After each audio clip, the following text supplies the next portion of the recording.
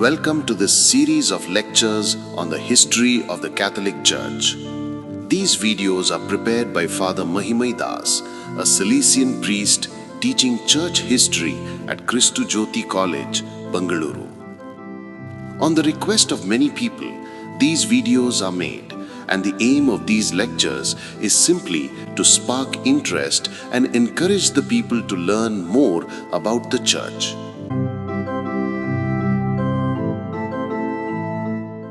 Many consider the study of history to be a tedious task, often because it requires the memorization of numerous dates and names.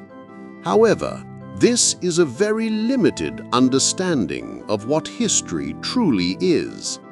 History is rightly called the teacher of life, for it offers us invaluable lessons drawn from the experiences of the past.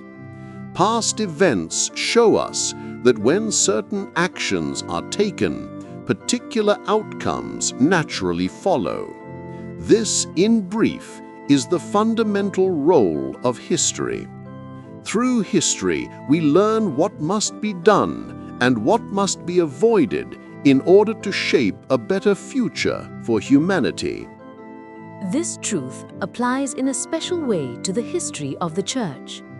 The Catholic Church, with its 2,000 years of continuous history, has witnessed the gradual development of Christian doctrine, the shaping of worship and religious practices, and the remarkable contributions of great personalities to the growth of Christianity. This rich and inspiring legacy can be discovered only through the study of history. The purpose of this series of videos is to present before you this 2,000-year journey and lived experience of the Church. The entire series on church history will be divided into 4 parts. First, the ancient period or the church in antiquity. Second, the medieval period or the church in the Middle Ages. And third, the modern period. The 4th series of videos will be on the history of Christianity in India. Most of the material for the first series comes from the book A Short History of the Church in the Ancient Period, which is used as textbook in our college. If you have any questions or doubts about church history, please feel free to ask. I sincerely hope that the previous video on the history of the Church was informative and helpful to you.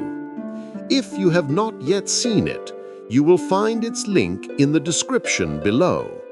I strongly encourage you to watch it, as it will help you understand the present video more clearly. In that first video, we began with a clear and systematic introduction to church history, what it is, why it is important, and how scholars generally divide and study it. In today's video, we take a step back and explore the world into which Christianity was born. We shall survey the political, cultural, and religious landscape of the Roman Empire and examine the various factors in the Roman Empire that contributed to the spread of Christianity. If you find this video enriching, I kindly invite you to share it with your friends. Your suggestions and reflections are always most welcome in the comment section below. All right, let's set the stage. When we look at the pre-Constantine period, the first few centuries of the Church, we are basically watching a small struggling community trying to survive between 3 huge forces: Judaism, Hellenistic culture, and the Roman Empire. Each of these represented something big in the ancient world. Rome stood for political power, military strength, and a whole civic philosophy.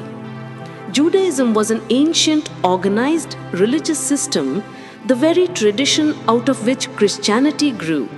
And Hellenism represented Greek culture and philosophy, which had shaped the entire Eastern Mediterranean. Now, the early church didn't exactly receive warm hugs from any of these three. The Jews looked at Christianity and said, "This is heresy." The Greeks shrugged and said, "This sounds foolish." And the Romans, they simply saw weakness.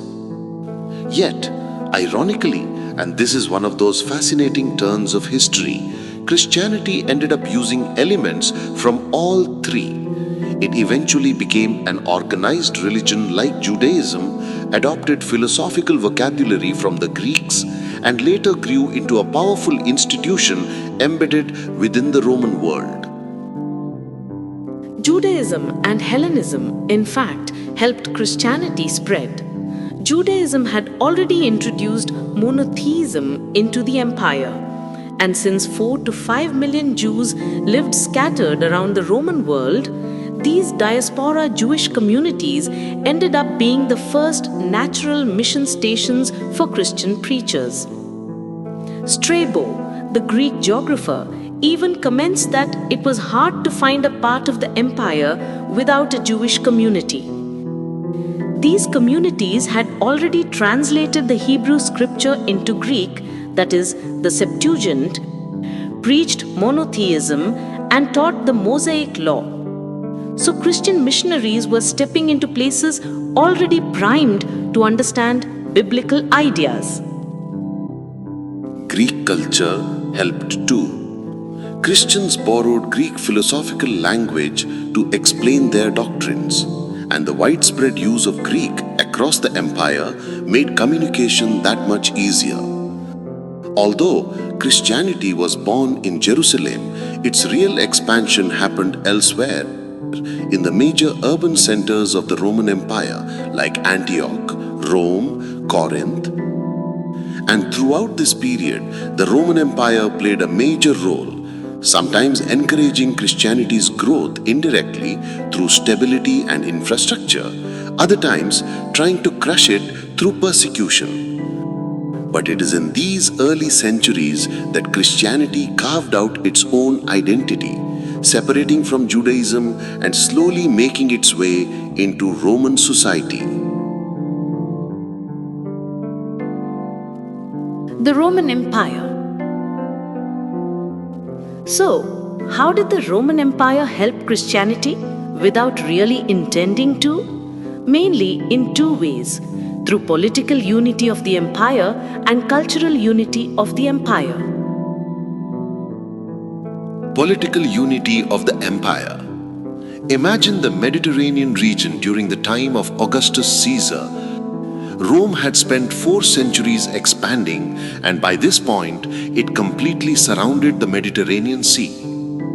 The empire stretched from the Euphrates in the east to Britain in the northwest, and from the Rhine and Danube rivers down to the Sahara. And within this massive territory, Rome managed to maintain 2 centuries of internal peace. This peaceful period is what we call the Pax Romana. This political stability made the world unusually interconnected. People back then actually spoke about the fullness of time in a political sense. The idea that Jesus was born just at the right moment in history because the empire was unified and stable. An inscription from Halicarnassus captures this beautifully. Safe are now land and sea. The cities flourish in unity and peace. Now, transportation was a huge factor. The Romans were extremely good at building roads. That is why the maxim, "all roads lead to Rome."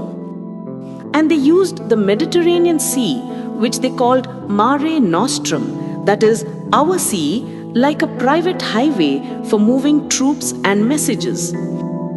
This meant you could travel from one part of the empire to another with relative ease. St. Paul's missionary journeys, for example, simply wouldn't have been possible without this infrastructure. Cultural unity of the empire. The other big help came from cultural unity.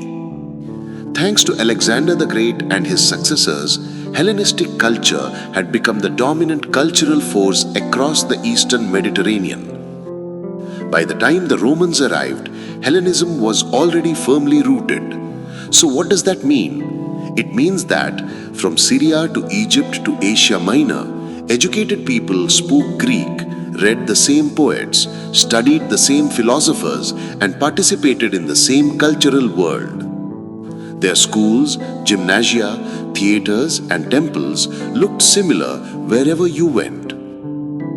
Even in the western part of the empire, where Latin dominated, Greek was still widely used, especially in administration.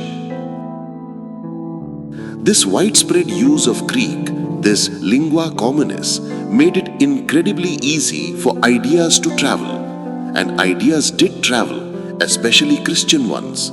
Missionaries could walk into a new city, speak Greek, and communicate effectively. Added to this, the empire's uniform currency, thriving trade networks, and well-protected shipping routes, and you have a world where both goods and ideas moved rapidly. Christianity benefited tremendously from all of this. Tolerant attitude of the Romans.